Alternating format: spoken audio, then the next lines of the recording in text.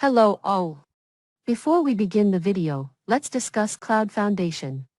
CloudFoundation is the premier online training platform to help individuals and organizations gain knowledge and skills in the ever-growing cloud computing industry. Jackson? Okay, I have a question for you here. So here we have a provisioning plan, right? Initially I have shown, correct? Mm-hmm. So in this provisioning plan, so one entitlement is going to be added. In a similar way, we may have multiple provisioning plans since end user requested for multiple items. Mm-hmm. So this item has been approved by the approver. Some items will reject by the approvers, right? Let's say this domain user should not be assigned to the end user since it's not required. So he has rejected the items.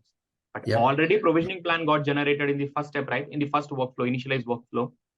So now this rejected item has to be removed from this provisioning project, Right. isn't it? So that activity will be done by this step. So that step is only will happen if the owner is rejecting it, right? Exactly. Okay. Not always approver is going to reject, right? Whenever they are going to reject, so this step will take care to remove the rejected items or non-approved items from the provisioning plan.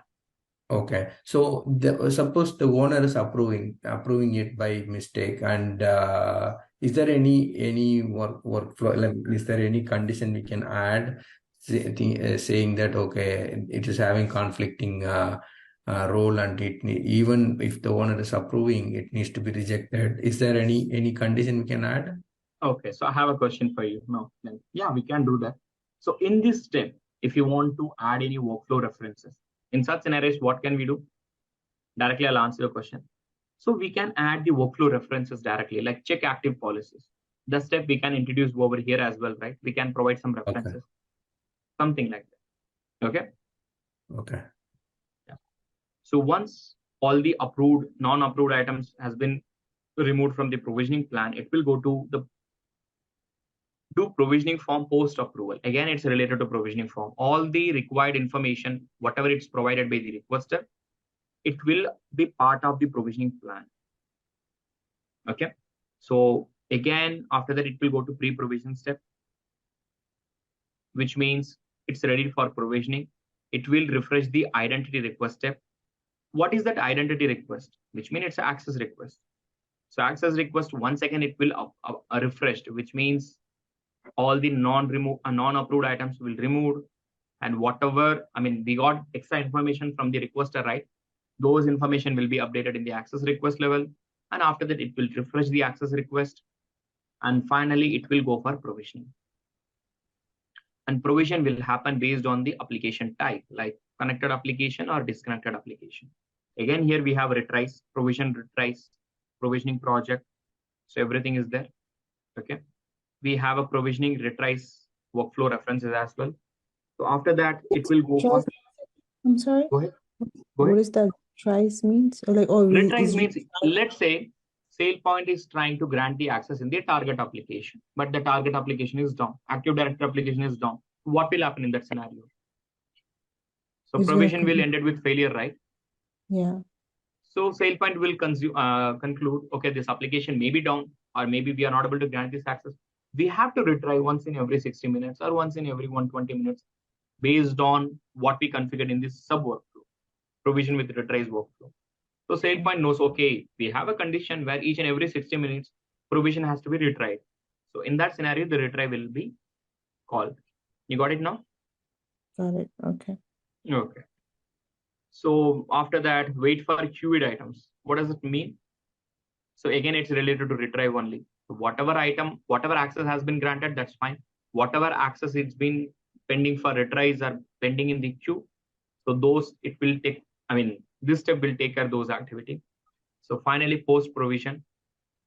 So once the access has been granted, the access will be granted by this step.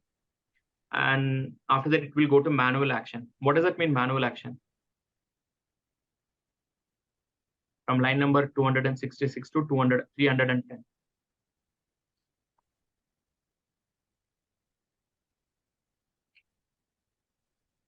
Anyone?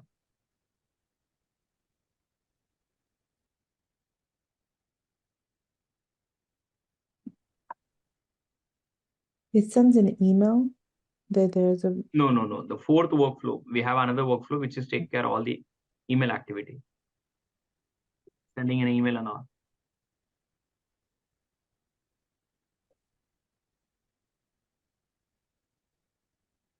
Sometimes it will be connected application, disconnected application. Disconnected application means work item will be generated and it has to forward to application team. So access will be granted manually.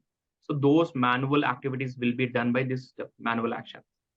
So after that, it will come to end step and provisioning is completed now.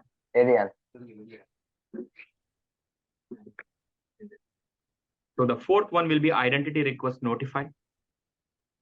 So XML tag, variable, object information. So after that, it will come to starting step. The first step will be notify user. Will transition notify user. So while sending an email, the email template has to be there, right? Since you guys know how to create email template object from the debug page. So here we have a user email template variable. From line number 97, we have a user email template variable. And in this email template variable, we have defined this is the email template which needs to be triggered whenever we are going to trigger an email to the end user. Okay. So go to email template object, LCM user notification. So this email will be triggered. What will be the email subject line? Changes to your identity were processed. This is going to be your email template subject line. Sorry, email subject line. If you want to modify, yeah, we can do it. And this is going to be your email body. If the item has been approved, then this line it's going to be printed in your email. If your item got rejected, if your access request got rejected, then this line is going to be printed. So something like we have some conditions. So you can modify based on your requirement, or if you want to create any custom email template, we can do that. So this email template will be triggered. And already have told we have a variable called notification scheme. This variable is responsible and we'll come to know for whom we are going to send an email. Only for user, only for requester, or we are going to include manager. It depends on the requirement. But we have all 4 steps. The first step will take care to trigger an email to notification user. I have a question. So email subject line is fine. Email body is fine. How Sailpoint is going to conclude whom to send an email? We should have an email address, right? To whom we are going to send and who will be on the CC. Yes or no? So from where we are going, from where Sailpoint is going to get the 2 address. So here you could see from line number 129. Is it 2 equal to notify user? Is that the one? Exactly. 2 equal to get user email from this provisioning plan. 129. Got it? Yeah. So get user email is the method. Identity name from where we are going to get it. Provisioning plan. So once email has been sent to the user, yeah, go ahead. So quick question, that identity name, right? That's the email address, correct? So that email No, identity name is the object here. Okay, the object. So it's where are we getting it from? It's going to be identity LCM, right? Or you can No. Here we have a plan. Plan means it's a provisioning plan. From the provisioning plan, user email address will be fetched. Because of this get user email method. Here we didn't introduce a rule, we have a script. And I already have told there is a difference between rule and script. Rules, you can write it once and you can use it multiple times. But script, you can use it once and you are going to utilize only one time. Okay. Got it? So once email has been triggered to user, so the next step will be transition to notify requester. So notify requester, and after that it will notify manager. After that it will notify security officer, and after that it will trigger an email to notify security officer. That's it. This is going to be the last step. Whoever is available in the variable, user, requester, manager, security officer, whoever is available, only for those people email will be triggered, and remaining people it will skip and it will go to the final step. So the final one will be identity request finalize. XML tag, object information, variables, which means arguments. And starting step will be 70 to 72, audit completion. Audit completion is nothing. It's going to be validate everything. And after that, it will complete access request status. After that, it will update the ticket completion step. And it will come to end step. That's it. And finally, do not forget to like, share and subscribe to our channel.